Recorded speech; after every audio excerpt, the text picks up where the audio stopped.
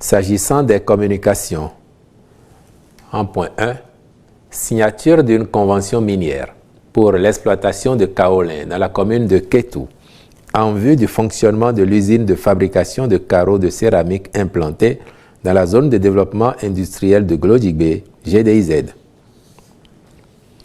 L'option faite de valoriser les ressources minérales de notre sous-sol a induit diverses actions de promotion qui ont permis d'intéresser des opérateurs intervenant dans la chaîne d'extraction et de transformation des dites ressources.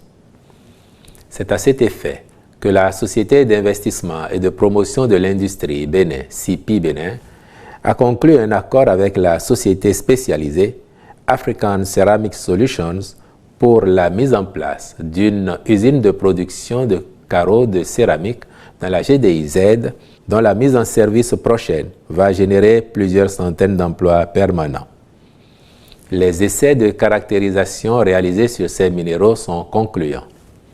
Les gisements d'argile de Kétou sont de type kaolin et constitueront la ressource principale.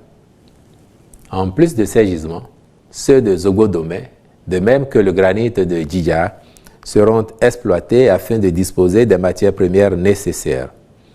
Le Conseil s'est donc prononcé en faveur de la signature d'une convention pour l'exploitation de ces ressources minières, à charge pour les ministres concernés de veiller à sa mise en œuvre conformément aux clauses contractuelles.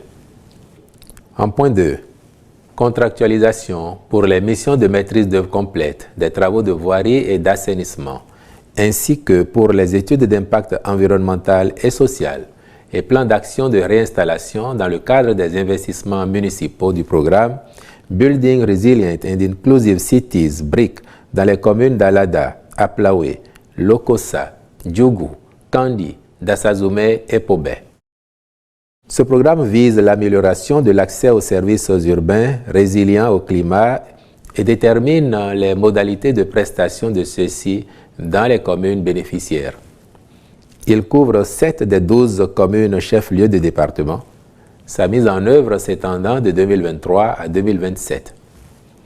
Le BRIC intègre par ailleurs 2 des 8 sous-programmes du programme Villes et Territoires durables qui sont à l'intersection de l'appui au développement urbain, de l'opérationnalisation de la loi numéro 2021-14 portant code de l'administration territoriale en République du Bénin et de l'amélioration de l'adaptation climatique, gestion des risques de catastrophes.